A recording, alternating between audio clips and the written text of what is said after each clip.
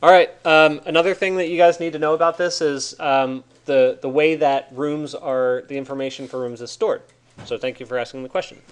Um, so basically, information for rooms is kind of like this back back of house Revit operation.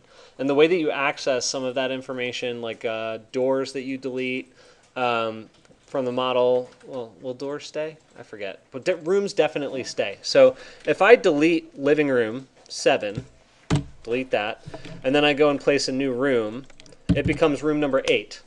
Okay? And so what that tells me is room number 7 still exists in the model because it read that progression. So there are two things you can do. I'm going to delete this one again. You can actually access the room itself by clicking on room, and rather than just dropping a new one in, you can go to this room menu and you can pull rooms that are not placed. So that's one way of replacing the living room. The other way that you can modify that, I mean, you have to recreate the room if you delete it, but I will show you how to delete it if you want to go that route. It's in a schedule.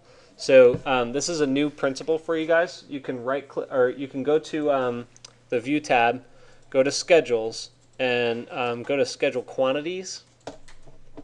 And this, I just want to show you guys how to see rooms. Okay, I'm not going to show you the full breakdown on schedules yet, but go down the menu till you see rooms, click it, and hit OK.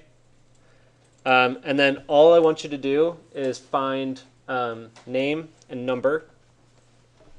Just go to name, and then you can pull it over to the right. Number, pull it over to the right, then hit OK. All right, so you guys don't need to know this yet. We are going to do an in-depth discussion on schedules, but here you can see all of your rooms and their number. Even the one that we don't have placed. So additionally, you can actually delete that room straight from the schedule. Clear?